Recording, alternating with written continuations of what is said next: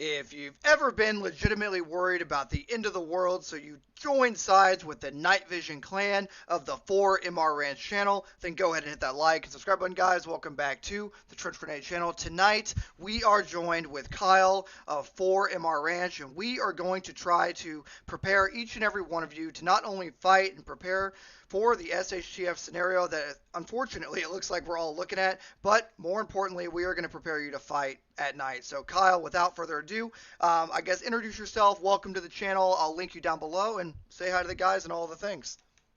How's it going, guys? Kyle here, Former Ranch. So inadvertently, accidentally stumbled into the niche of all things night vision, and that just came from a position from I got my first night vision device and immediately started looking into lasers. And at the time, there wasn't a whole lot of good information out there.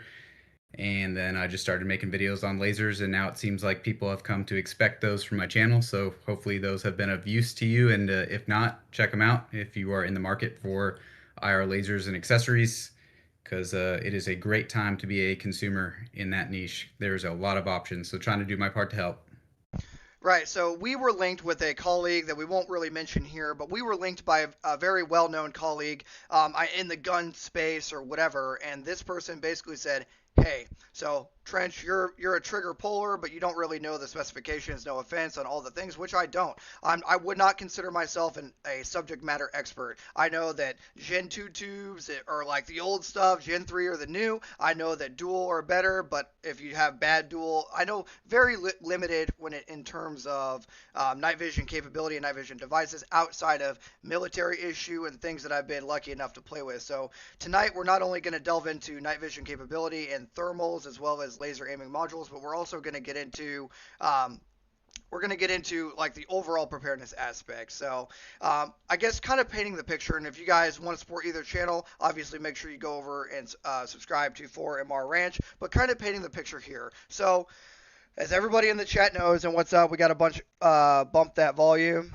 Okay, here I'm gonna turn chat. I'll turn him down to a little bit, and then you can turn the overall stuff up. So there you go. Chat, let me know if that's good. I turned him down, and that way you guys can stabilize there a little bit. But so right now, obviously, we have not only a conflict happening in Ukraine, right? If you've been living under a rock, it's been what? How many years now? I mean, I don't even know. Several years, right?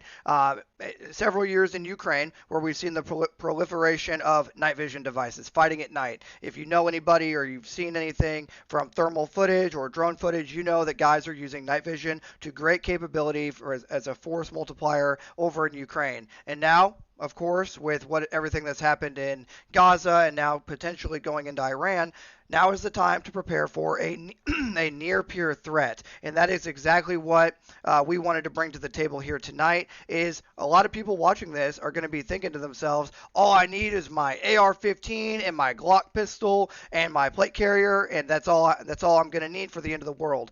What are your thoughts on that mindset going into this, Kyle?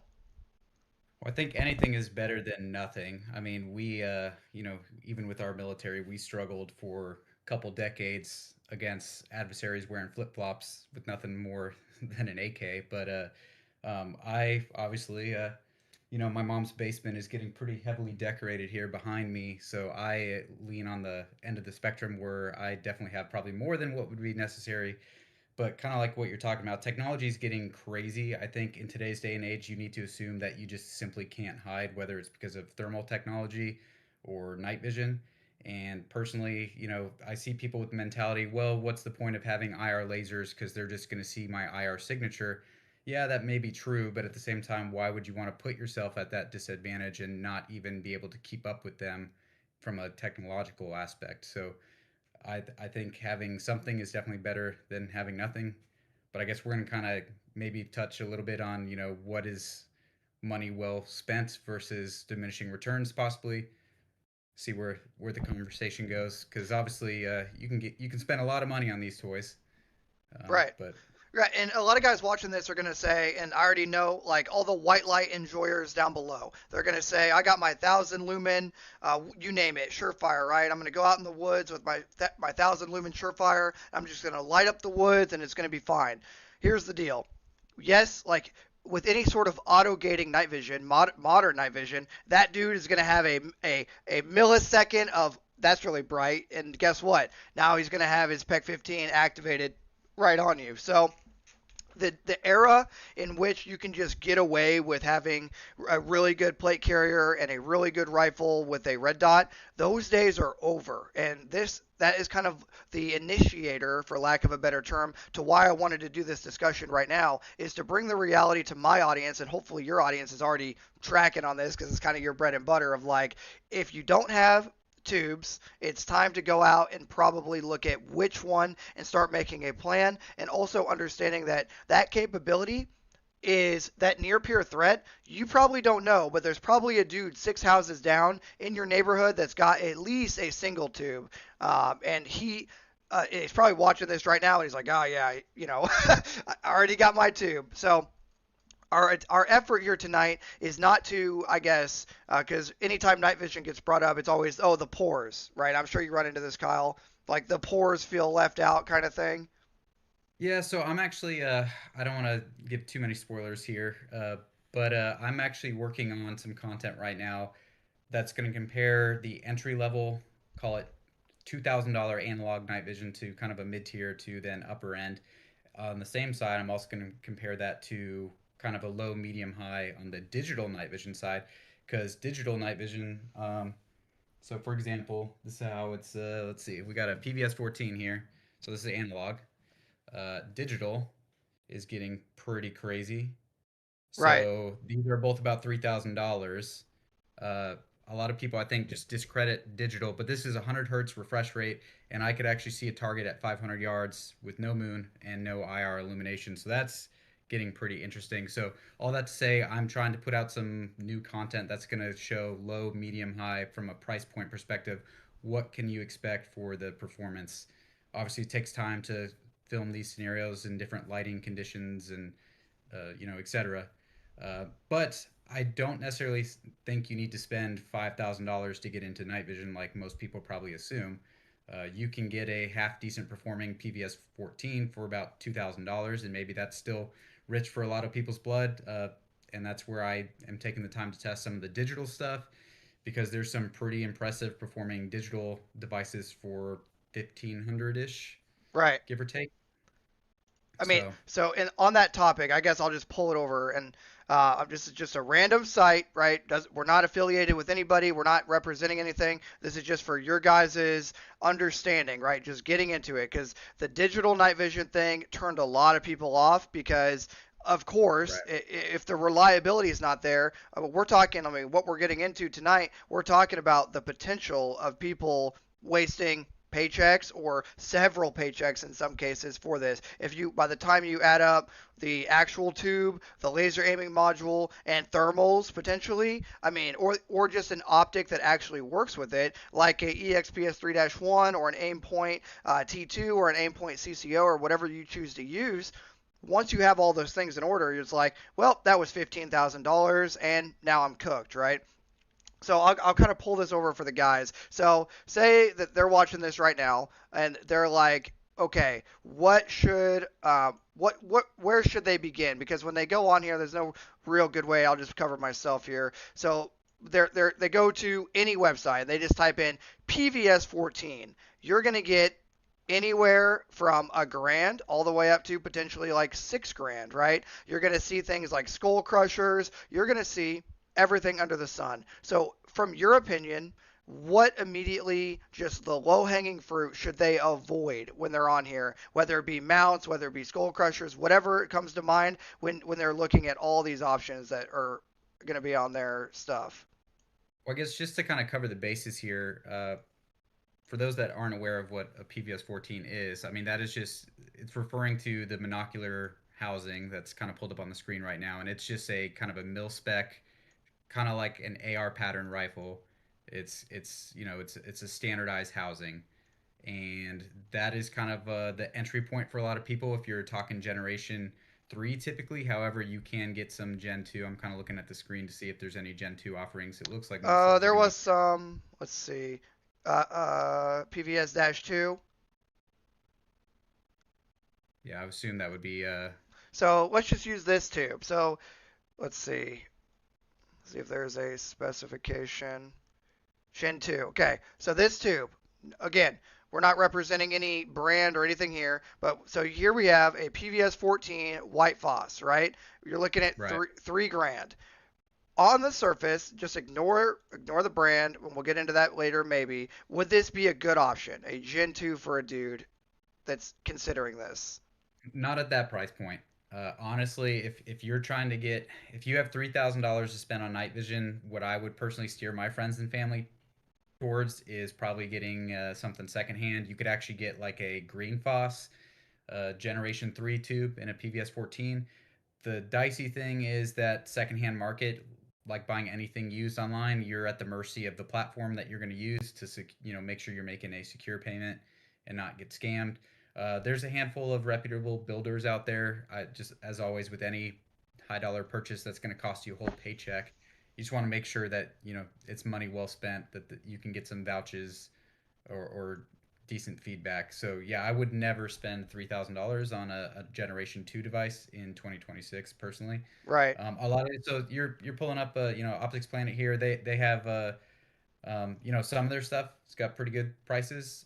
Night vision is going to a major distributor for night vision is probably not the most cost effective way of doing it. right. Or I mean, this is just for the dude that so just to help them out. You know what I mean? So say they do pull up Optics Planet one night. So Gen 2 is out the window basically. For So that price point, yeah, I don't see any Gen 2 for a fair price currently on that window, just okay. being honest. So we'll move up.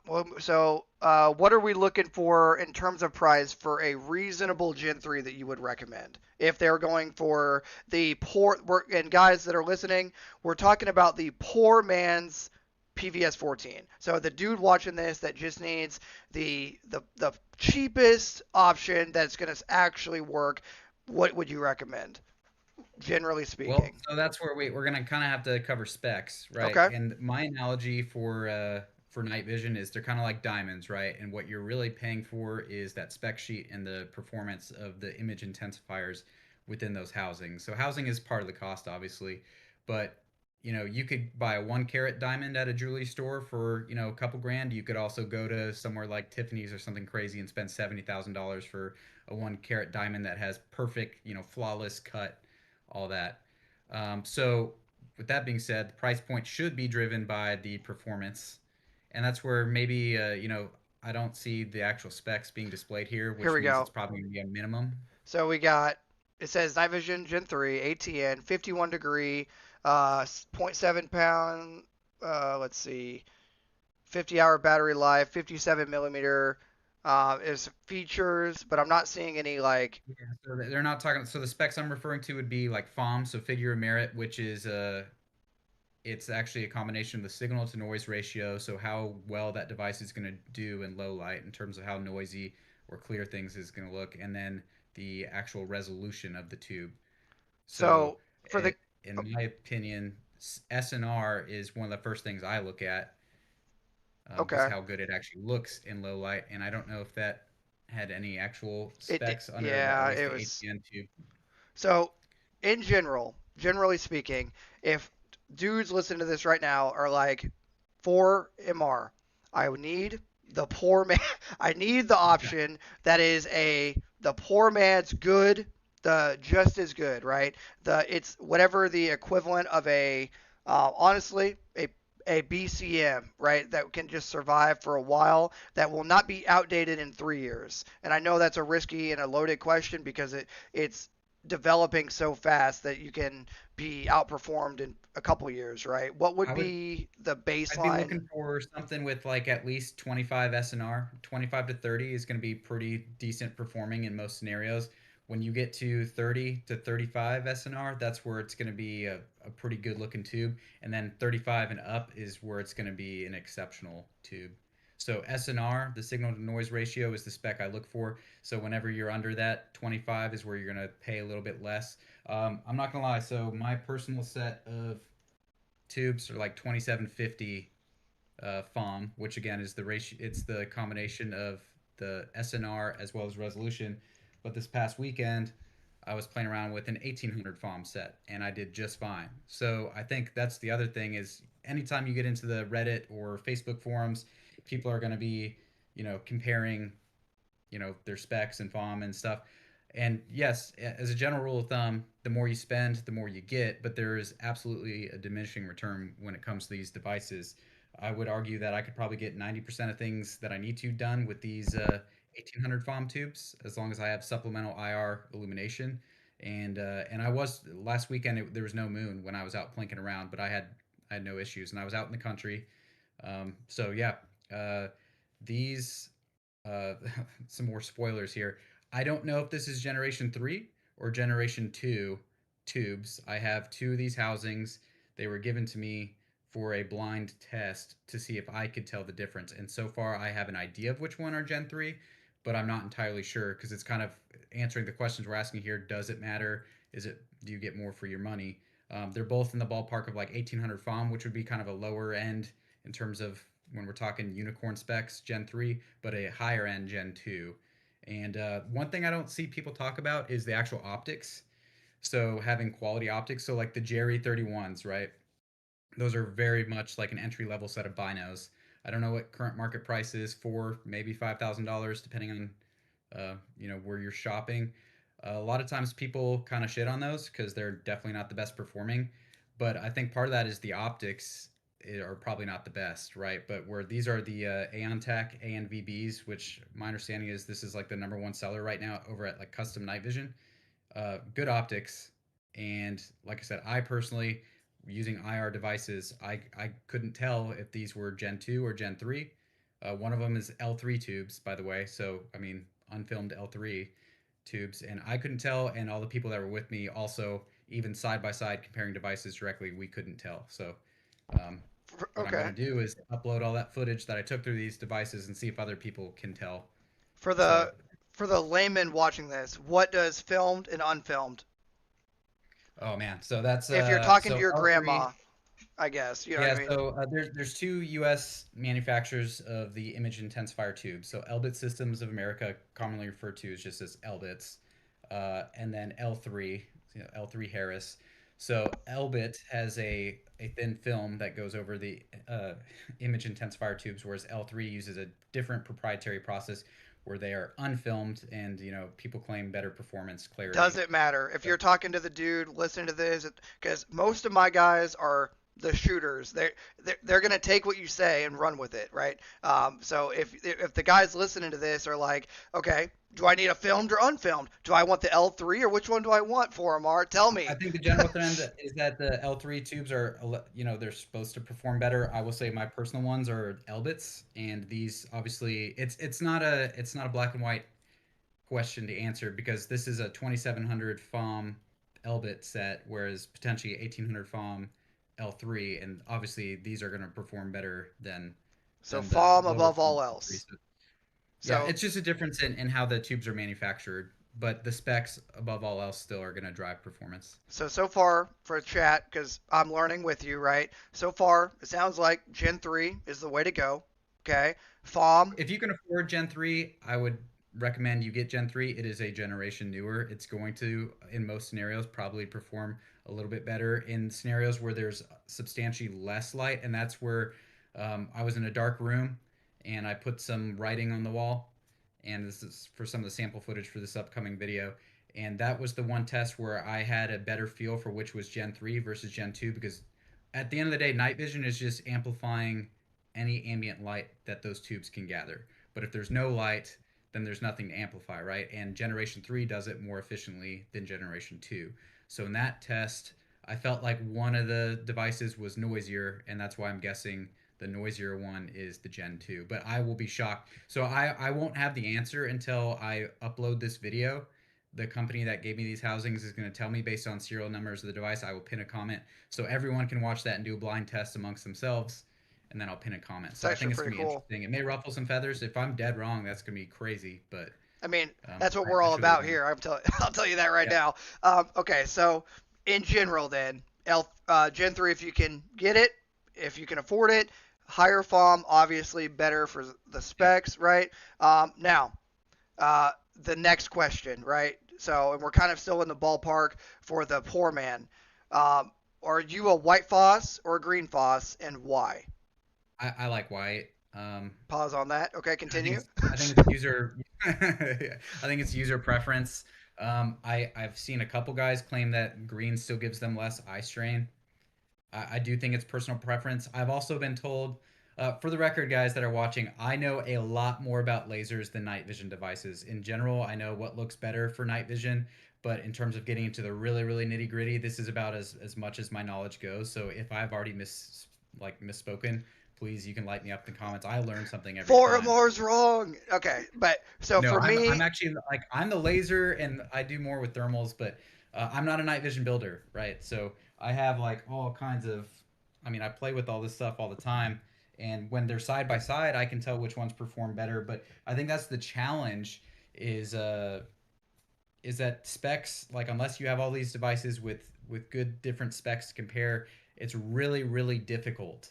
So if any of you guys are in the market to do a startup company, I think if there was a brick and mortar store that was down to actually demo night vision devices where people can see them firsthand, it's going to do a lot more for the end user. I know I won't dox myself here, but some places are pretty base. They'll do stuff, They'll do but that. it could be because I'm a fake YouTuber too. So you got to consider Yeah. that, Yeah. But there are, but that's a good idea. Now, but going, sorry, I also have like ADHD like crazy. So So you green said you versus like white white. phos, Yeah. because you But the just green do. phos units can typically be had for less because they're associated, I guess, as less desirable. I'm You said assuming white green. phos maybe newer. Yeah. Well, I know you can get a used PVS 14 on tax swap for like 1,800 bucks, like an Hmm. Omni 8, which means it's just a government contract tube. It had to meet minimum specifications, and a lot of guys, if it's good enough for the government to kick in doors and do stuff with, then it's good enough for me as a civilian, right? But so I see like used white phos PVS 14s going for probably like the 2,500 and up range Okay. more often. What I would say is this. So obviously not representing any organization or department here today, but having done the thing for now 13 years infantry active duty, I went from the 173rd to Fort Riley, right? I don't know Okay. what again. I don't know what we were using in the 173rd back in the day. This is like 13 to 16. In 2016 to 19, I don't know what tubes my brigade in Fort Riley, Kansas had. It was like a game changer level of difference. I don't know what was going on. They were green phos PVS 14. I'm assuming Gen 3 at that time, but it was game changer. So I guess just and nowadays I can't speak to what all we're using now, but what I would tell chat and my audience and your audience if they're here too is get with an autist like 4MR or guys like this before you go out and do it, and use this video in the future or videos like it to replay, because before you make that decision, don't just go out and grab what you're going to grab. Like, really think about it, because there are levels to this, just like there's levels to shooting or levels to anything in life. This really is one of those things where it's like, man, you should have just waited a second. You know what I mean? Okay, so you I'll like say what? the good news about the night vision devices themselves is they seem to hold their value really well. So, like I have a buddy who wanted to get into night vision. He got for $1,800 a Gen 3 Omni 8 Green Phos PVS 14. So that's and I mean that's a again sub $2,000 for a Generation 3 night vision device. He experimented with that to see how much he was actually going to use it. $1,800 is still a lot of money. Yeah, And now if he decides, hey, I want to get into this more, he can trade in, trade up towards a pair of duals. I guarantee he'll get that $1,800 right back, especially with inflation and things happening. right. Or you can, keep it, use it as a loaner. You could buy a second PVS 14 and then bridge them. So there's a number of ways you can go. So if you are just trying to make do with what you got budget wise, that's another perk to the PVS 14 is return on investment's definitely going to be there, Yeah. and or you can expand on it. I've noticed that too about so obviously some optics will hold their value as well. Like you could make the Tridricon ACOG joke or the RCO, like it's been not what it's been like 950 for what 20 years Yeah, now. It's like forever. what is going on? Was it was it 400 initially and they marked it up, or now are they marking them down? Whatever, right? But yeah, they definitely hold their value.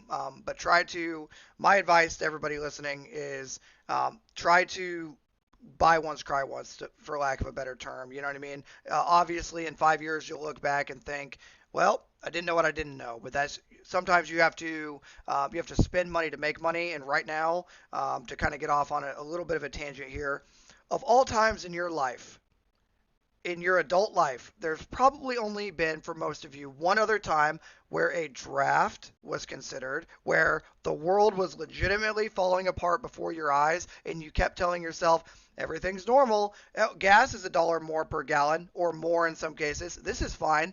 And on we can go. We can go into the Epstein files and talk about how that's not normal, but we've all accepted it. So for any time in human history, if there was ever a time to make changes to your security, your personal security plan, and your family security plan, the topic we are discussing here tonight is planned for a reason. There is a reason why our colleague, an associate, fellow associate, recommended that we do this show together and shows just like it, because for MR Ranch, what he's telling you guys and what I'm trying to tell you right now, if ever there was a time to use your Fallout tokens to grab things that are actual raw material and value, right? Whether it be ammunition, whether it be a level 4 plate, or whether it be a tube that this gentleman is trying to tell you guys that you should look into, regardless of brand, now is the time. And I don't know if you have anything you want to add to that, but I see guys at the range, like I was just out training today, that's why I'm all sunburned, and the video will go out tomorrow. But I see guys out of the range and they're like, yep, I got this budget option, you name it, right? Whether it be their kit, whether it be their rifle, their pistol, but they didn't need to. They did it because it was the memes, or they liked it, right? Or they're using something that for the memes. And it's like, maybe right now isn't the time to be trusting that device with my life, right? Whether it be handgun or whatever, right? So, Yeah, I think it's. I mean, I don't know how you got to justify it to yourself. It's you can swing the whole internal conversation to invest in yourself and your kit, your capabilities. It's scary times we live in, and I think a lot of people, based on even my own circle, live in this kind of ignorant bliss that nothing bad can ever happen to us, and the day that it does, uh, you have what you have, and I wouldn't rely on being able to get additional pieces of kit or gear because supply chain disruptions, reallocation of these kind of devices. So, and the sooner you get it, the sooner you can start training with it, because don't expect to be proficient with this kind of gear first time you pick it up. It's kind of a sidebar, but like if you never use a night vision device and you're using it on the fly in a high stress situation, there's a good chance you're going to damage those tubes and cause some major blems to where now you can't use them. So you just got to kind of learn the gear, learn how to use it properly, effectively. Um, right. yeah. So So for the guys listening, right, and if you're if you got this far, hit the like button. Go make sure you go on over, subscribe to 4MR Ranch, hit the like button on this video, share it with everybody you know. If you want to grab a Marauder flag or whatever to get access to our Discord server, where we will be hanging out, and whenever we get done with this live, I will be in voice chat hanging out with the guys. You can ask the guys in the chat right now. Ask all the guys, if you're in the Discord right now, just say, hey, I'm in the Discord, and we hang out a lot more than we should, and play Tarkov a lot more than we should. So if you want a cool flag or a patch or whatever, do it. Email me. I'll get you in the Discord right after this, so you can come hang out. And there is a very special surprise that I can't discuss here. That is insane. So let's talk about tactical application. Now that we've kind of hit the low-hanging fruit, before we get into like the mid to upper tier of what you recommend, Kyle, for that the guy that wants to really just tell me what to get for the for lack of a better term, I was gonna say the AK of the night vision world, but the AK is trash. So I would say the upper tier AR, the so Trigicon, you know, yeah, if you are someone who doesn't have night vision and you just want to add that to your skill set or capability set, however you want to phrase it, I would just go try to find a decent deal on a PVS 14, see how much you're going to play around with it. If it ends up sitting in your go bag, then you didn't drop, 5 figures on an expensive night vision device, and then get a budget IR device to supplement your setup. Try not to use trigger words here because I'm not Right. familiar with how the live streams go, but you catch my drift there. And then if you end up getting into it, you have buddies that get into it, which is a lot more fun than just walking around in the woods by yourself at night. Obviously, then you can expand from there. But at least you have that is the baseline, right? Is something to be able to see the IR spectrum over one of your eyes. Right. And it's once they see it for the near peer threat, they're going to be like, "Oh, we're cooked." Because and we'll dive into the tactical application for the guy that's asking themselves, because I try to think about, if I was watching this live stream right now, what would I be asking myself? And I would be asking myself, one, why is Trench keep telling me to buy the flag? Go buy the flag. Two, I would say, do I actually need this stupid thing? Let's talk about the tactical application. So first, what Kyle is talking about in terms of damaging your tubes. You know all the high speeds that have their tubes up on their helmet, whether they're Army or Marines, and it's broad daylight? That is stupid. You only mount your night vision in hours of limited visibility, or when you need to go into an area with limited visibility, in which case a lot of times you'll use white light if it is during the day as an emergency option with your Surefire or weapon mounted light. In this case, what Kyle was trying to say, and did say, is that all these guys acting cool for the gram, that's awesome, Yeah. but you're literally actively blemishing your tubes. Put it in we put it in a canteen pouch or a Nalgene pouch on our kit. So that's point number one. Point number two, you live, if you're listening to this right now and you're not AI, because there's probably some clankers down below in the chat, some dirty clankers. If you're listening to the sound of my voice, you're human. That means you sleep for half of your life. Sometimes more, sometimes less, but generally speaking, half of your life is spent in hours of limited visibility, also known as night. Some of you are in Alaska, where it's night a lot more of the year, right? So you need the availability to see. If it was 2003, we could sit here and tell you a different story. That, hey, if you have night vision, it's a superpower, but it's not that great yet. Well, it's 2026. So just in a tactical application alone, if you don't have a night vision capability and the power turns off right now because finally all the things that I rant about in the State of the World videos come to light, and you think you're just going to walk out in the woods with your family, some dude with a suppressed AR-15 is going to have a laser aiming module, and he's going to very easily be able to engage you out to 150 to 200 meters. Anything you want to add so far, Kyle?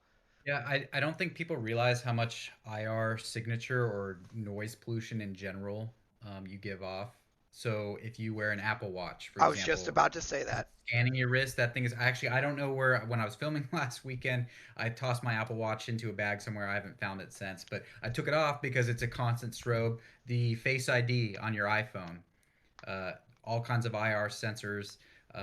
If you think power's out and you need to light a candle, fire puts out a ton of IR light. Even So a using tiny, the visible, even a yeah, tiny fire. yep, yeah. So I mean, you are putting out a ton of noise pollution, but if you can see what kind of signature you're giving off with the night vision device, besides navigation for yourself, you're also you can kind of check yourself and see how discreet you are or are not being. So there's some additional benefit to the night vision Right. technology as well. So, You can accomplish that with the digital side. So when I say night vision, I'm not totally discrediting or discounting digital because again, I'm currently testing it, and I will say I had previously written off digital night vision, but it has come a long way. So there's some actual validity to it so being somewhat decent. a cigarette, just to give them like an example, a cigarette under night vision, you can see that from hundreds of meters away. You can see Yep. it glowing. When I was a little Joey, our first sergeant, we were at JRTC or something, and our first sergeant saw one of us smoking or dudes smoking on security. He could see it all the way from the road because they were like getting the brief before we went on a raid. Like, so it was like a POSX, right? And one of the Joeys lit up a cigarette, blowing the smoke into grass so that way he would dissipate it. And immediately first sergeant went, you said exactly what you think he said. It was like, put that out, right? So your signature cannot be cannot be overstated. Even a Garmin, a headlamp, anything that reflects, even if you have Yep. an improper like Chinesium camo or the wrong pattern on that is like not treated properly, it's giving off a literal reflective IR signature. And this has been done to death. And this is why dudes say like just buy some milsurp when in terms of like your gear. Don't go like Chinesium trying to look all high speed, because if you get the wrong gear, the Chinesium gear off Amazon or wherever you find it, that trying to look high speed as a knockoff, it's probably going to be treated with the wrong IR anti-reflection, and you're literally going to be glowing in the dark at night. So Yep. yeah, it can't be overstated that, and you won't know. You won't know because you'll be doing the I'm gonna hide in the shadows with my, with my Surefire, and guess what? You won't know until it's too late and you're dead, right? Yeah, when I was, I remember in basic training too, they said you'll see a cigarette at a mile away. And I tested it. One of my first night vision videos I ever posted was testing how sensitive night vision is. So the cigarette lit up the field as seen on the IR spectrum. Really. Uh, Something like even random things like your TV remote is actually putting out an IR pulse when you're changing channels or adjusting volume. So there's, like I said, you don't know what kind of light pollution you're putting off.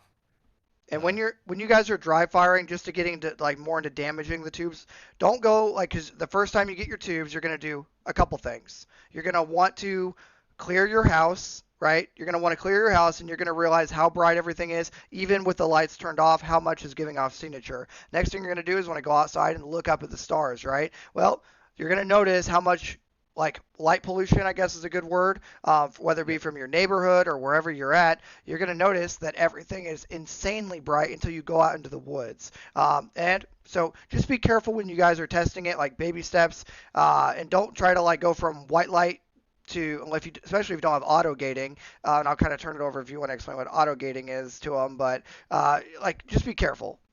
Do you want to Yeah. explain auto gating in a Yeah, I mean, professional so manner? if you guys hear, there's two things I see people that are getting into the night vision game mix up: auto gaining and then auto gating and then gain. Two different things: auto gain and auto gate. Two different terms. So auto gating is a term like that's built into the night vision device itself for a internal protection mechanism. So what it's basically doing is kind of pulsing that image to where it's limiting the amount of light that's hitting the tube to kind of reduce the light coming in. So that is gating, which is to help protect the tube, but it may not always actually protect it from irreversible damage. Now, auto gain means that the analogy I'll use is your iPhone camera or smartphone camera. When you go from a dark to a bright environment, it's doing the best it can to adjust for that average, but you as the user are not controlling it. You're at the mercy of what the device is going to do. That's why I personally recommend you get a manual gain device. There is some merit for when auto gain is better, but in general, I like to optimize for what I'm looking at. So, for example, let's say it's a bright full moon, and I've had this scenario happen when I hog hunt sometimes. There's hogs under a tree, but it's a full moon. Believe it or not, there's actually a pretty decent shadow that's going to get cast under bright moon exposure when looking at it through night vision. If I had a auto gain tube, then it's actually going to turn things down because the moonlight is pretty bright. My average environment as seen through those tubes is bright. So that's going to make the hog in that shadow even darker. But if I had the manual gain, then I can adjust for what I actually care about, which is that smaller area of shadow. So in a shit hits the fan scenario, if you're trying to see into the shadow in an urban environment better, then manual gain is going to be better. However, if you're like a SWAT officer or something where you don't have time to go fidget with the dial, then yeah, that's a scenario where the auto gain is probably going to be better for you. But you got to pick and choose. Right. So the more you know. Like you're educating me as well too, because I've never heard. I don't think I've ever heard the adjustment auto gaining. I don't think I've ever realized that. We've Yeah, always been so taught like to front to on this back, and then NH1, it's usually like you'll get two dials. So one is power, the other is actually adjusting the brightness on my night vision device. Whereas if it's a, I think this one is an auto. Yeah, so this one is just button on, button off. That's it. The okay. brightness that I'm going to see is all controlled by the device and the light sensors on the device. So We're learning. We are literally learning a lot. So I guess now that we've kind of tackled the poor man's and we've kind of tackled the tactical application to really just hammer home and we'll go to the rich man. If you don't have tubes right now, or a tube, right, you need it.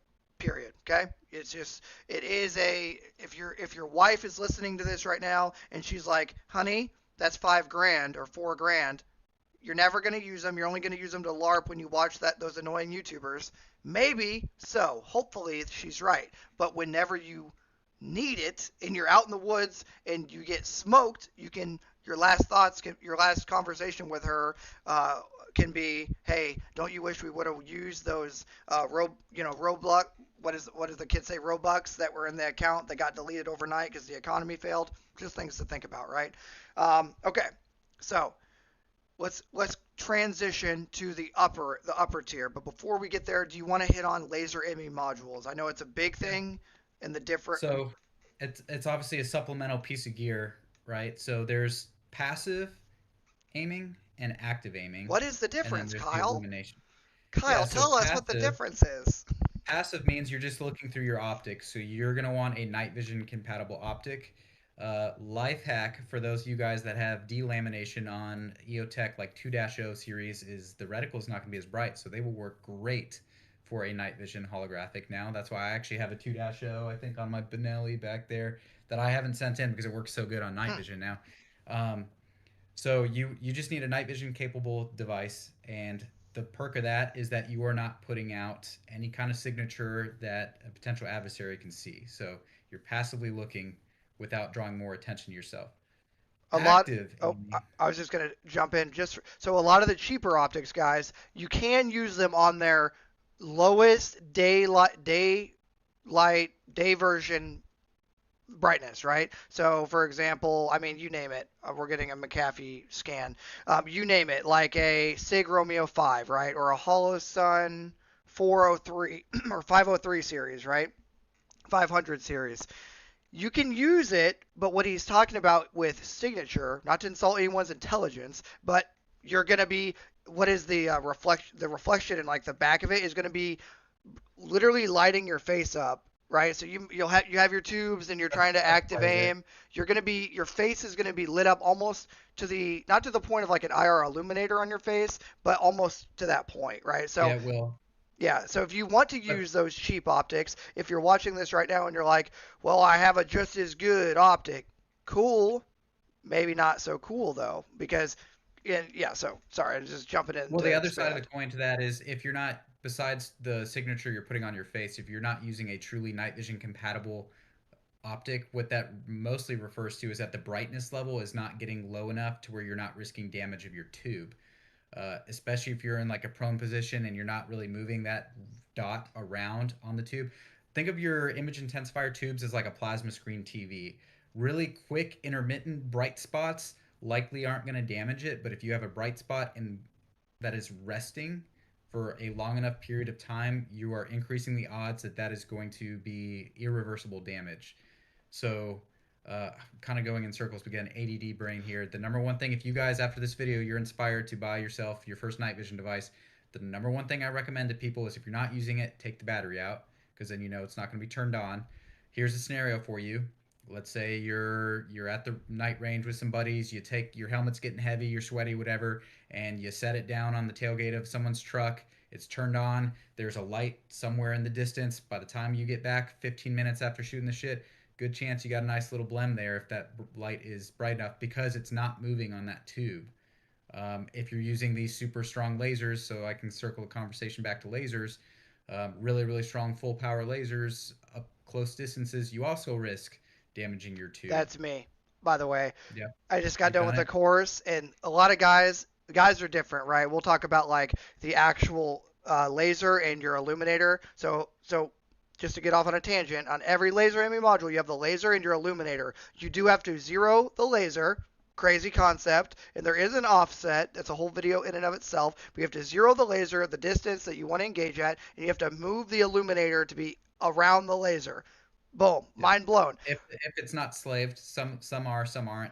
The PEC 15s that we use Yeah, they're separate. are they're separate. So we have to. So first thing you got to boom, move your stuff.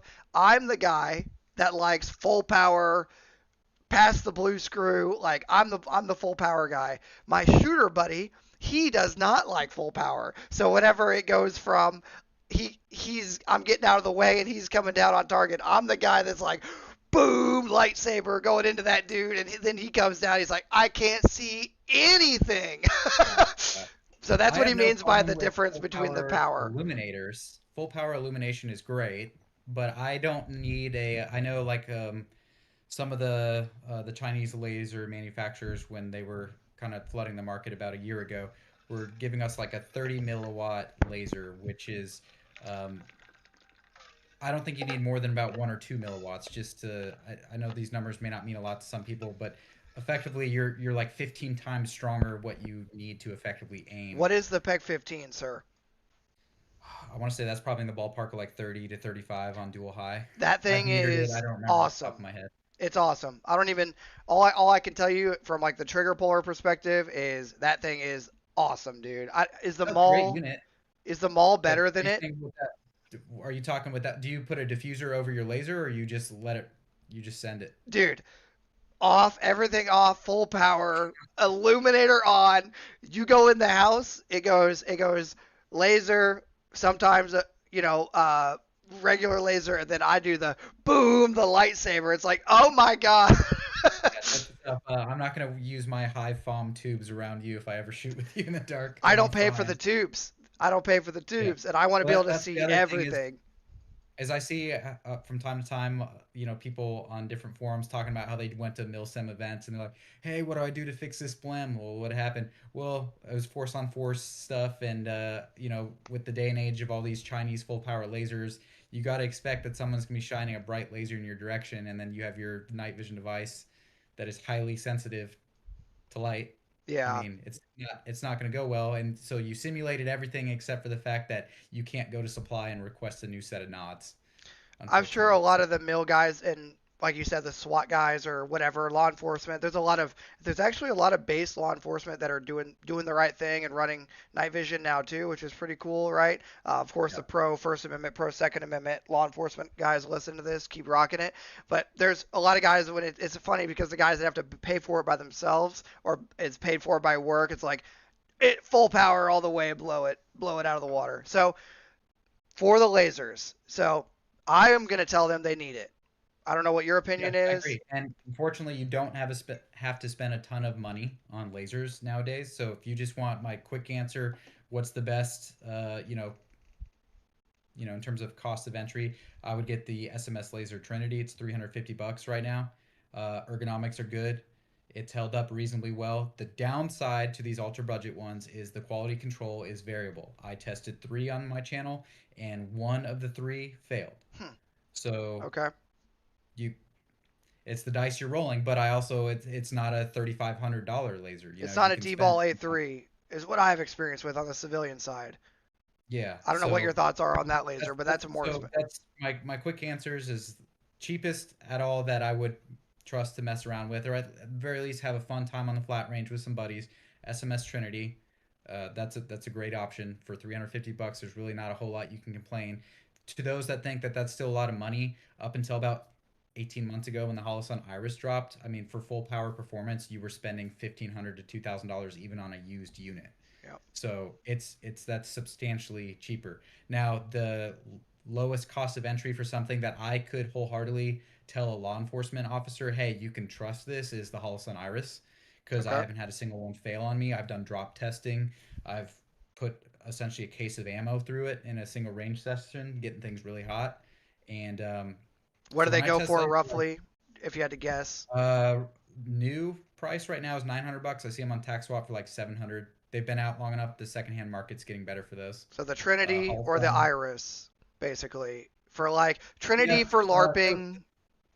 the only reason I can't say, hey, Trinity's better bang for the buck than the Iris is I've had a Trinity fail and I haven't had an Iris fail. Okay. So I have a sample size of three Irises, sample size of three Trinities. I've had one of the three Trinities fail, and zero of the three Irises fail.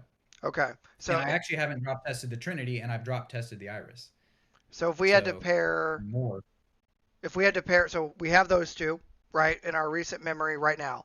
Going back to the night vision, Yep. what roughly for a Gen 3 White Foss PVS 14, roughly would you say, what would be your recommendation roughly? If you got the budget for the Iris, my recommendation would currently be the Iris for the lowest cost of entry. Now, there's way more capable units than the Iris that do more than that.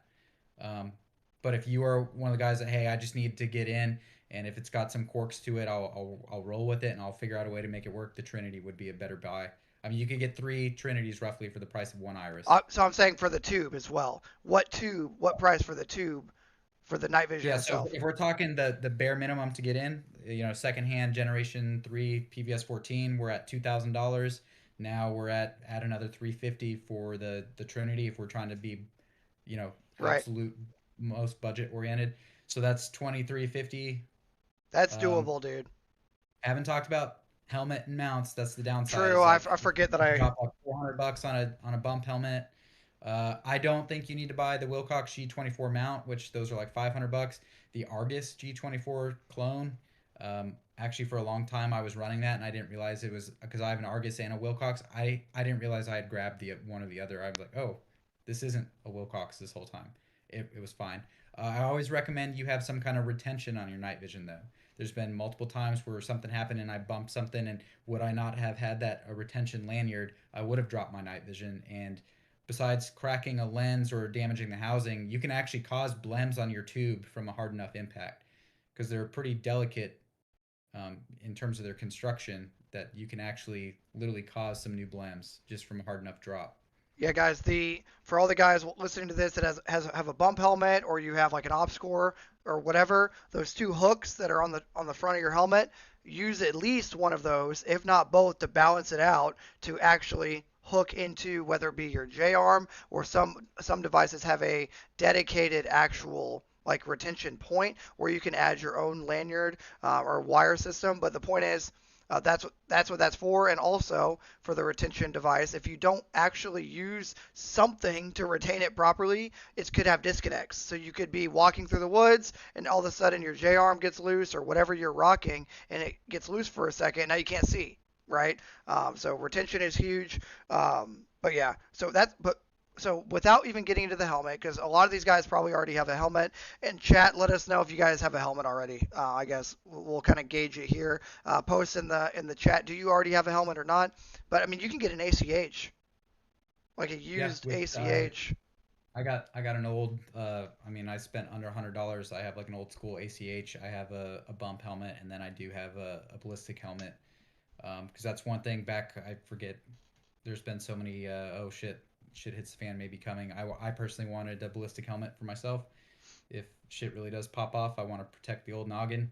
Right. Um, we can get into more supplemental gear, but I don't want to. Right. I don't even think I ever circled back to define active aiming. Oh yeah. Okay. That's So we're all over the place. I just wanted to kind of, for the poors that are like, do I need it? What's the price point?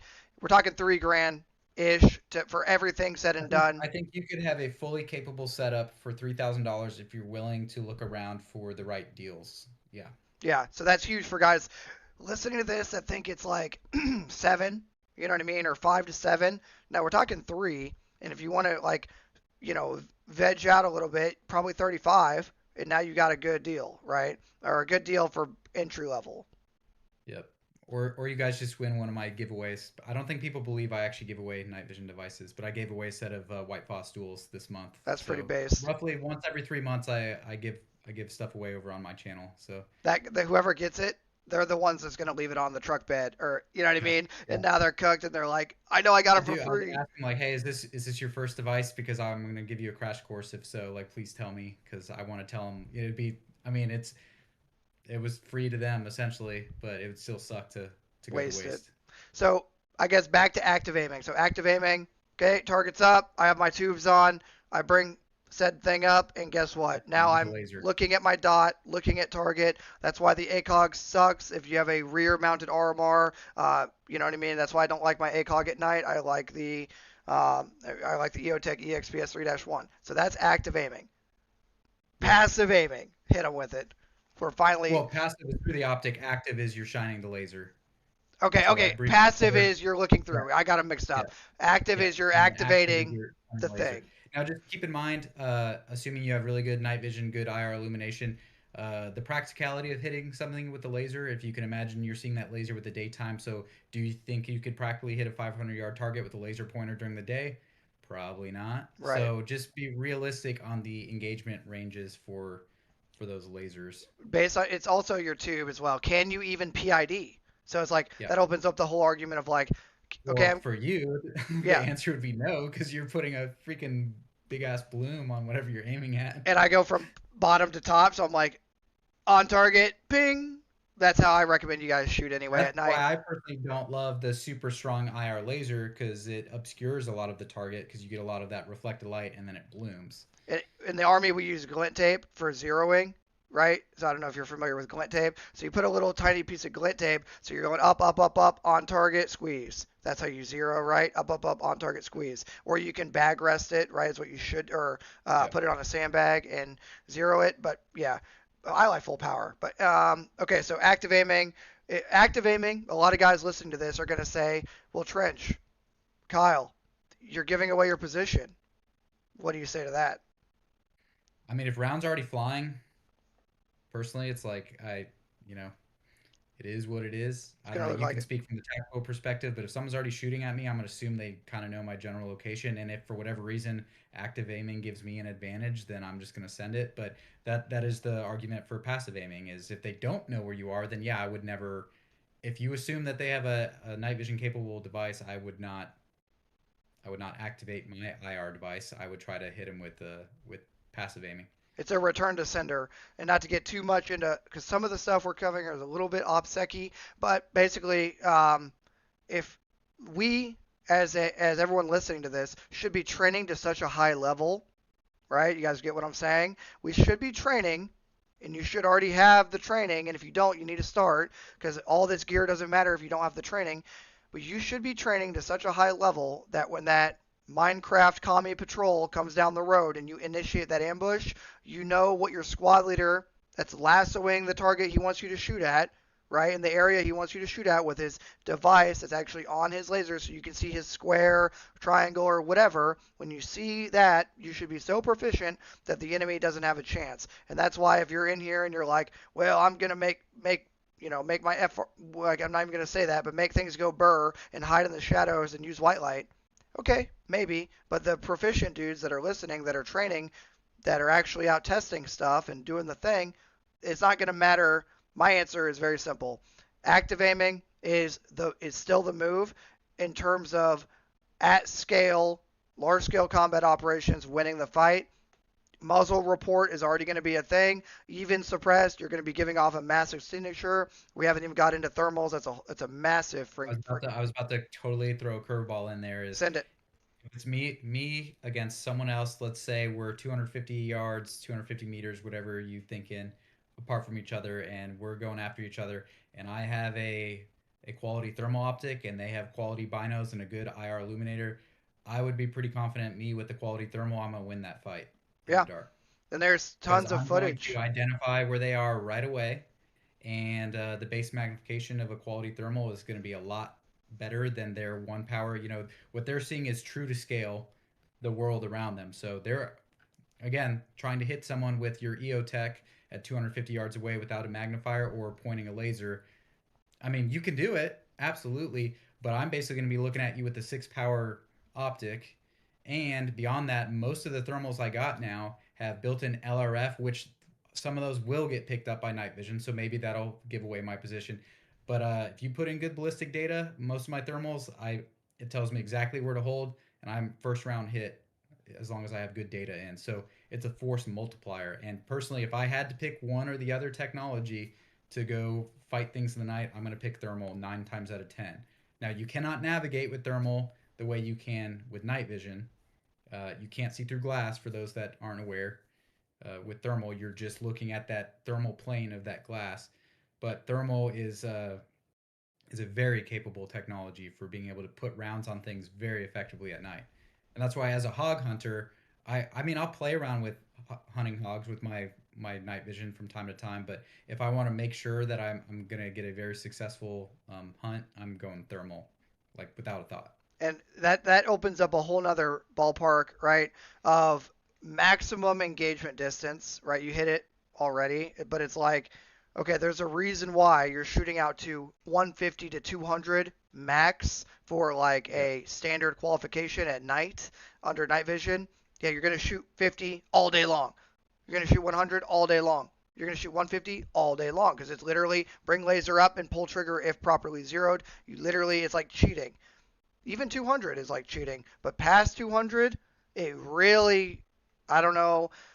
I've probably been taught this, but it's something to do with the convergence of where the laser is actually going and the rifling of the gun, and they're not aligning properly anymore. You have to have a similar to like a height over bore, but it's like height based on where you Yeah. mount it to the side. So a thermal is cheating. But if you don't have, I would say if you don't have night vision, I would recommend night vision first because you have to be able to maneuver personally. Is Yeah, where if my if you're trying to just bug out and get out of town, night vision is going to be a very useful tool. I would say thermal is a better defensive tool, maybe is a better way of putting it, where yeah, you're I already mean got a good position and you want to cover your area. But the I don't know. What evidence do you is think? out there. Like there's all kinds of videos of people using thermal very effectively against people that were Yeah, unsuspecting. Um, and you can use thermal in the day and at night, just for those that don't know. And guess what? Obviously, it's more effective during hours where it's colder. Okay, crazy concept. yeah, And I'm forgetting the name of it, but the every day there's also a period of time where it's the dineural effect, I believe, is what it's called, or diurnal effect, dineural effect, where it blends over. Basically, you're using thermals efficiently, and it gets to a certain temperature where everything becomes flat and it's not as effective. That yeah. does happen So every day. I actually get that comment a lot in my thermal reviews. Can you use it during the daytime? The answer is yes, but thermal is measuring temperature, right? So when you have good contrast, so living things in the environment, that's why that you see people talk about them being more effective at night because let's assume your environment on average is probably dropping into the 70s, maybe 80s, depending on where you live, and living things about 100 degrees roughly. It's going to pop out pretty good. But I live in Texas, so during the day it's not rare for it to be 100 degrees out and then you basically lose all that contrast. So you if you kind of know what you're looking for, you can still pick things up. It's not like you can't use it, but you don't get that image really popping out to you. And without going into the weeds on thermals, thermals also have their range of specs, right? So the sensors are rated for their sensitivity, meaning what temperature can they actually distinguish from one to the next. So the minute temperature differences. So the better performing thermal, the better it's going to do in those lack of contrast environments. Um, And a lot Even a cheap thermal is going to look pretty good in the wintertime where you see, a coyote or something going across the snow. It's going to pop out pretty good. Um, but yeah, right. so I mean, so and for the guy listening to this, it's like, okay, do I invest in cheap thermal because that's all I can get? My answer has been and remains no. For me anyway, just because I want bang for buck performance.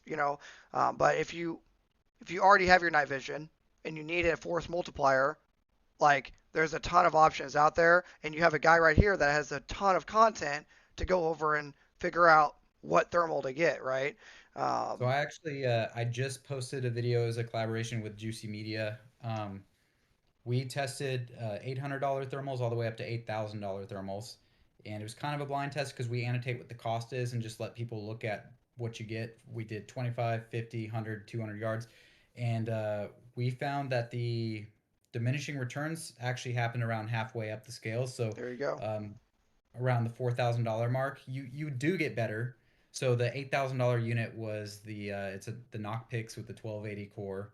So that's like cutting edge of what you can. I mean, there's actually six-figure thermals out there. Cutting edge for the practical consumer market, I will say, Okay. because I know someone's going to correct me otherwise. Um, do you get twice the performance from some of those mid-tier $4,000 thermals? The answer was no. Is it better performing? Yeah, for sure. But the cheapest one we tested was those little Infitac mini thermals that at the time of recording started at $800. I think they just actually dropped them to $700. There's pros and cons, right? Like it's not comparing apples to apples with like a thermal scope. It's a little micro reflex. You're limited to what you can see on that small display, but it gives you thermal technology now at an $800 entry, something that's actually mountable. Um, yeah, but there's I'm seeing more and more thermal tech. pop up for like $1,500, $2,000. So not that long ago, when I got my first thermal, it was a 384 core resolution. It was $3,000.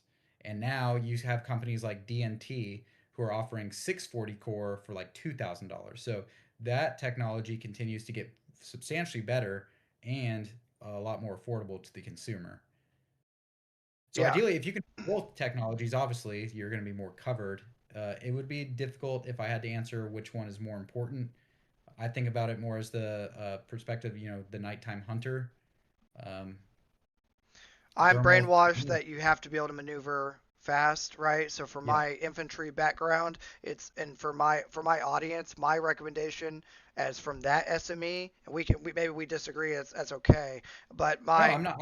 I'm just saying I couldn't. It'd be a difficult question for me to answer. But I know I cannot drive with thermal at night, and you can drive with night vision.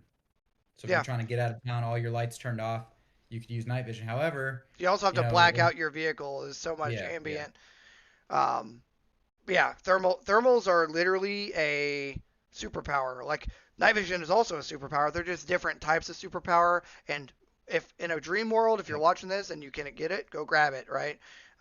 And speaking of grabbing it, everyone right now should grab the like button and make sure you subscribe to his channel, and grab a Marauder flag and get to the Discord server to hang out tonight, where we're going to be playing some Tarkov and chilling and doing all the things. Let's transition, if you don't mind, sir, to the mid to upper, right? Whatever you would naturally recommend somebody that money, I wouldn't say money is no option, but you're approaching the I need it and what is the best option. Not necessarily the entry. Like if your best friend is in chat right now and you know they're gonna have to get in a fight tomorrow, where are we entering where are we entering the discussion there? We're talking about night vision right now. We are. So it'd be a set of Gen 3 binos at that point, because the debate between monocular is better than nothing, but binos is where you get the additional depth perception. It's going to make it a little bit easier to maneuver. It's going to be easier on your brain. Your My brain likes it better. Everyone's different. I think anything for if we're talking mid tier, 2,000 to 2,500 FOM, you're going to be in a pretty good spot. Okay. So for that, for a Gen 3 white Foss, you're probably looking at, I would expect on the used market 6,500 to maybe 8,500. There's a lot of variables like different housings, optics, uh, again, the actual tube spec. So it's there's not just a magic formula that hey, it's going to be exactly this cost. Right. But that's where That's what they're you expecting, yeah, basically. that'd be Okay. the where you fall. So 65 to 8ish, right? Yeah, Dual, you said White Foss, okay? Gen 3. So just right. rough, okay? Now so let's say now they have their helmet, probably an off score or Team Wendy or something squared away, whatever they prefer. Um, Now they have that. Would you recommend a J arm Rhino mount, or what are you recommending for mounting? So most of your duals are going to have like the built-in dovetail style mount in the Okay. housing, and then that just interfaces with like a Wilcox G24 style mount that will then go directly to your helmet. So you don't need something like a J arm. Um, So a J Wilcox arm guys, G24 with said yeah. tube. Am I able to fondle helmets on this stream Helmets or you can, yes sir. bear with me, boys? I You're got the good. short shorts on. Guys, if you got this far, I cannot stress enough. This gentleman is a wealth of knowledge. Go over and support his stuff. And if you want to pick his brain, well, go over and comment on his stuff. And he has all this stuff out there. And make sure you support this channel by simply hitting the like button. Share this with a buddy that does not have night vision. And grab a Your Hated Train Like It flag. Okay, I got it. I was entertaining the masses. All right, so we're back. All right, so we got a helmet, right? So you don't have to have a decked out helmet like this, but this is my if shit pops off, this is the one I'm grabbing. So Well, it let's is a go through the ballistic helmet helmet. then. We'll go through the All whole right. the whole helmet because they So see this is my all what I have, but let's see what you got. this Team Wendy Exfil ballistic helmet. So means I'm, for the most part should be covered from your average ballistic threats. Uh Ear Pro, I got a OpsCore amp arms, so it does let me kind of pop them out. Uh, Hearing is obviously important. It's going to be difficult to exfil with your family and friends if you lose your hearing in a gunfight. So these are the Peltor Contact Vs, which we're talking like an $800 pair of headphones. You guys don't need to get those. They are great if you have the money. Can't recommend them enough. However, I see guys rig something more practical like the Walker's Razors, which are like a $60 pair of hearing protection. So that's what I am running. Um, for those that are into this kind of stuff, it is like the dual feed or dual lead, so I can tap into multiple radio systems if I needed to, which I actually don't even have my mic installed because I don't have friends that are set up with this to play with in the dark, in terms of comm systems at least. Um, the other thing that I do recommend is some kind of additional supplemental light. So I have a Surefire Vampire light on here, and so I What can does articulate it. vampire mean? What does vampire mean, Kyle? So it lets me put out both white light. So if I'm not wearing nods and I'm just wearing my helmet and I just need some kind of illumination, I'm covered there. I can also switch it over to IR. So if I need IR light, now this is useful for one, to kind of see what I'm doing and playing around with. But for two, if I'm indoors doing some kind of CQB thing, you can actually point it up and they refer to it as umbrella lighting. So I'm going to illuminate the ceiling with IR light, and now my whole team of people. So if you don't have something like this, well, I'm helping you out too. We can all kind of see That what's can't going be on. overstated. That can't be overstated. For Yeah, tactical site exploitation or sensitive site exploitation, i.e., we just did the thing and now we want to take your stuff, but actually be able to see inside because we don't just want to be like, all right, see that over there? You don't want to do that. And you also don't want to be flashing your IR flash from your actual tube, right? So your right. IR illuminator from your tube. So this is huge. Sorry, just So adding some context for you. what's not currently on the back because it depends on what I'm running. I have various battery packs that will Velcro on and kind of act as what you'll hear as a counterweight because when you've got a night vision device on the front, obviously it's wanting to pull forward. If you're wearing this for hours at a time, your neck starts to kind of feel it. Helmet wants to shift around. So depending on the weight of what the system you're running, you may need most likely a counterweight. Um, so that's why I have a blank spot here. So depending on what I am running, I have that good to go. This is just like an IR strobe, right? So if you are with the team and you need to be able to readily identify who's who, I have that. Honestly, again, I don't really need that. This is just more because I'm a nerd like that and just want to have some cool toys. The retention system that we had talked about earlier, so it's just tucked in under the helmet cover. Once I get my night vision device on, I then clip into my night vision system so that if the mount fails for whatever reason, then it's just dangling here rather than falling to the ground and damaging your expensive toy. Now, the actual mounts are pretty standardized. So I had referred to the G24. You've heard me say that a couple times in the stream. This is a G24 mount. So this is a Wilcox, but you can get the knockoffs that have come a long way. So for about 150, 200 bucks, you can get like the Argus mounts. These are like $500, which is crazy because you just spent a ton of money on night vision device. You're like, what the hell? It's $500 just for the mount. It sucks. I get that. So from here, you can just go directly into throwing on your duals or whatever night vision device you have. So again, I would tether them as a redundant backup because I don't even know if I clicked them in. I did, but if they were to fall off, it obviously sucks. So Trench had used the term J-arm a few times. So this is a J-arm, and that is going to put it over only one of your eyes for you to Welcome to the then over. infantry, Sonny. Yeah, PVS 14 has a standard female thread. That's going to go in here. I'm a right eye dominant shooter, so it would go like so. That is how I've However, lived right there. And now with my retention, where that hook, where the JR meets the actual device, that's where I put my retention, and that is how I've lived the last yep. decade of my life. But now, so if let's say we talked about, hey, when you want to get into PVS 14, should you get thermal? Well, let's say you do PVS 14 and then you do get thermal. Here's an example of what that could look like. This is a bridged PVS 14 to RH25 V2. So now over my dominant shooting eye, when I want to navigate, I got the night vision capability. If I need to scan and find things that are giving off heat signature, my left eye has that. Now, this is purely personal preference. Some people like this. I don't. My brain doesn't like it a lot. I can deal with it, but for hours at a time, I'm going to have a headache. The advantage of this is I can pop this guy off, which doing this one-handed, guys. This guy comes off, and I can throw this on my rifle as a clip-on. So it's a force multiplier. If I need to get my night vision out of the way, I can flip it up, do whatever. But these 4-in-1 thermal devices that can now I can scan with it, put it on my face, put it on a rifle. You can use it as an optic. I don't think they're great for that, but you can. So if it's a hard pill to swallow getting into thermal. This is a way to get more bang for your buck in terms of a kind of a do-all device. Now, just keep in mind, things that are jack of all trades are typically masters of none as a general rule. So this is not going to be the best dedicated thermal out there. It's not the best dedicated clip-on, which a lot of RH25 lovers out there are going to be upset about that. But it's not. It's good. But it's not the best in my opinion at that role. But again, this gives you versatility. Now, if you want to get crazier, there are in fact hybrid devices, Hmm. right? So this not only has night vision, but a thermal sensor built into it. And this is more for you guys that just got it like that and you don't mind spending the extra coin. This is a loaner, so I don't got it like that. Um, but but this thing, this is actually it's a digital night vision, but it's 100 hertz refresh rate. So this is the GF20 from Goodnight Gear. It's on their website. I think like $5,500, $5,200 retail.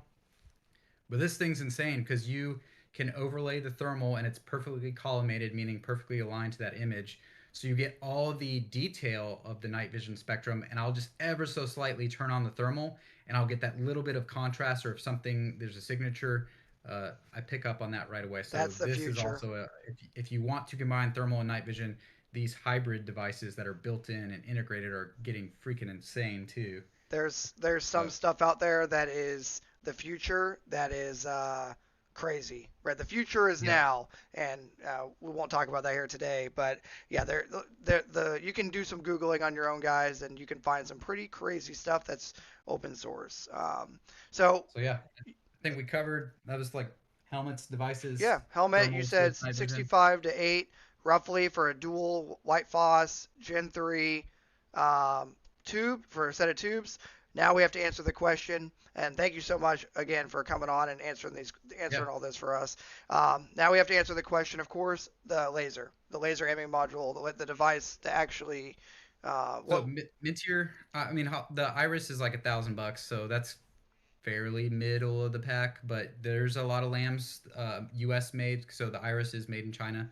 There's some of you guys out there that refuse to put anything Chinese on your rig. There's some of you guys out there, law enforcement agencies may not even be permitted to put anything made in China on your rig potentially. if they were going to Um, war tomorrow, if it's a cop watching this or something like that, what laser for to mount to pair with that set of tubes you recommended before? So I mean, a middle price point that I have not personally had issues with is going to be the Holosun Iris. okay, But if budget isn't a factor, there's a handful of good options. So I'm a fan of like the 3EIR stuff personally. I really like the Wilcox Raid XE. Believe it or not, guys, this is a bit of a spoiler. The EOTech OGL commercial, the civilian one, is actually really good. huh? I'm gonna have some detailed content on that. You get essentially the same illumination as the full power, but the IR laser is not roaring hot. So Trench, you may not like it as much because you like the pissing hot IR stuff. But I like to make my uh, shooting buddies mad. yeah, yeah, yeah. Okay, Yeah, so there's a bunch. I mean, once you get over the $2,000 threshold for laser devices, you open up a lot of doors.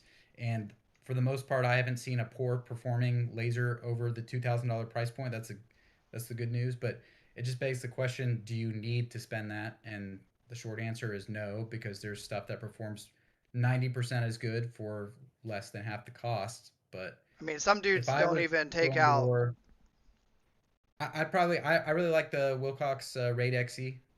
Okay, Uh, I mean, what it lets you do is tune the IR illumination power independently of the IR, like the IR laser. So you can tune it for your whatever scenario you think you're about to go up against. You can actually play with that.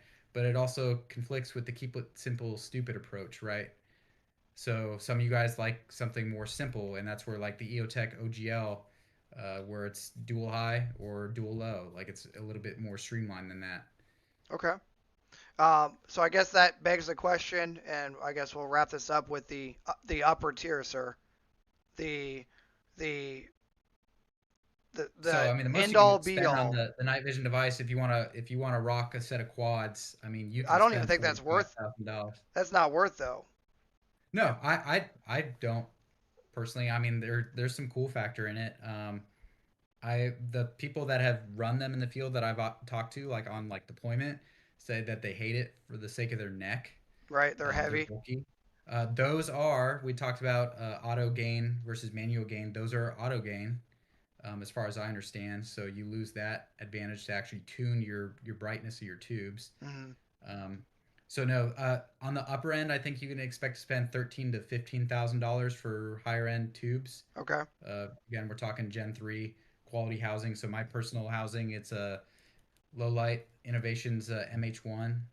So it's like a magnesium alloy housing. So it's pretty lightweight. I actually, on a ballistic helmet, I don't even need to run a counterweight Really? because it's not super heavy. Hmm. Um, Okay. so So around yeah, and 13. yeah, and again, those are like 2750 ish FOM. So now you're talking you're in the five figures range when you're spending money on those. Okay. So Okay. And yeah. then, what is your preferred lamb? What So laser? if I didn't care about the price, probably the Wilcox Raid XE. I think Okay. they're going for like 3,400 bucks. But it's tough, and I just had this debate last weekend with like Juicy Media talking about lambs and stuff. It's like we had probably $60,000 of lambs on the table that we're recording some footage for an upcoming comparison that'll be live soon. And I asked him, I said, hey, hypothetically, if you could pick one of these and all the others, the money goes back into your bank account, what would you pick? Well, he preferred them all. Hmm. So it's like 3,600 bucks for one of those. Ergonomics are great, reliable, really good output.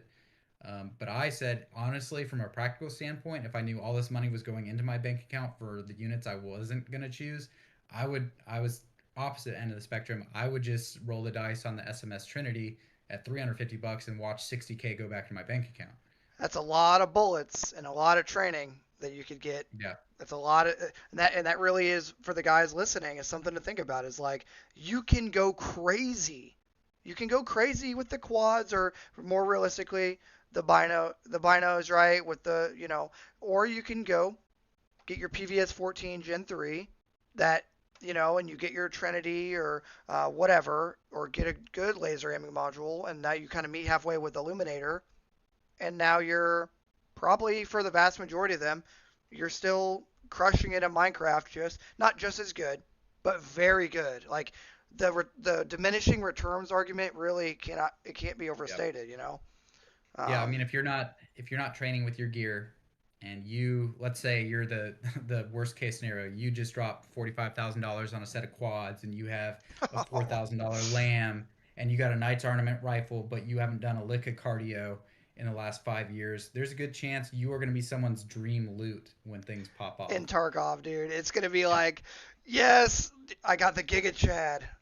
Oh man. I see that a lot in these forums where it's more of a pissing contest than actually trying to be helpful with good information on gear. And if you click on some of these profiles, it's like, yeah, you are morbidly obese and you're trying to tell these other people why they're poor and doing it wrong. But then you got a guy that clearly like is taking care of themselves, puts an emphasis on training, and they're just looking for input and they're getting shit on by the couch dweller. So Right. I mean, you're preaching to the interesting world. choir here. The almighty herd. My guys are like, they're on it, dude. If they are overweight or whatever, they're working on it. You know what I mean? And if they're already in shape, they're trying to maintain, because I mean, I'm telling them every day, like, bro, now is the time. You gotta you gotta be in shape, at least for a cardio level. Like, you don't gotta be a bodybuilder or anything, but you need to be in shape enough to be able to grab your rut, grab your kit, and go. You know what I mean? It was like what, probably like a year ago. There was like I forget which flood it was, but there was like a photo of a law enforcement agent carrying a guy's. It was either his kid or his wife, and he's walking behind, right? And like the caption was like "train so you're not this guy," essentially, where you're like literally watching someone who is up on their training and their personal fitness In take full your kit. family to safety while you are incapable of doing so. Like you don't want to fall into that. Right. And the dude was in full kit or duty uniform Yeah, too. yeah. So he's got all this ballistic protection and crap. So, well, I guess to close it out, where to get into like the more doomsday stuff, to just kind of close this out, what are your, I guess not, where do you see this country in 5 years with the current trajectory, with everything we're talking about? So I'm not a doomsday prepper.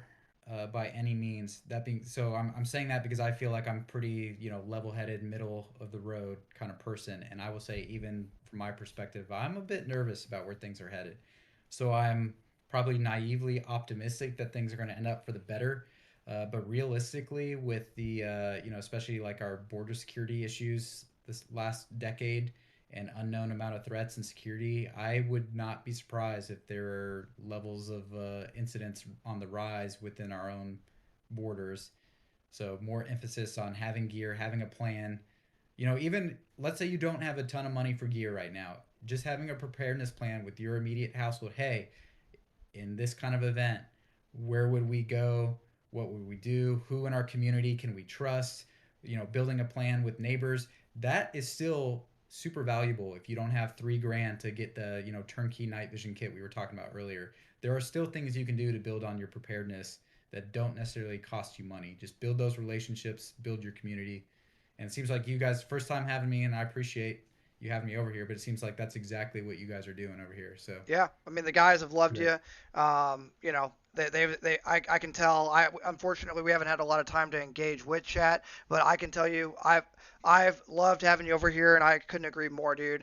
I think we're in a bad spot, and I hope that it takes like-minded individuals making community that is actually training and not just collecting. I hope that norm in what we are building here can be the grassroots effort to making this country actually America first and back to America only, right?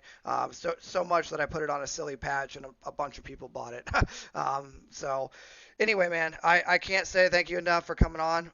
This I hope we can collaborate again or whatever. I know we had talks about in the future meeting up and actually going and doing the thing outside. So for the guys listening, that's something in the future. We just got to figure it out. Everybody's busy, right? So actually going out, putting some rounds on target, and doing all the things.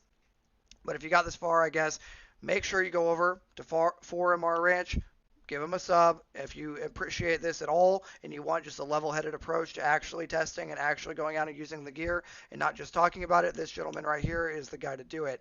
Any closing remarks, sir, before we get him out of here? No, appreciate you and appreciate you guys, and keep doing what you're doing. Happy to help wherever I may be able to contribute in the future. Awesome.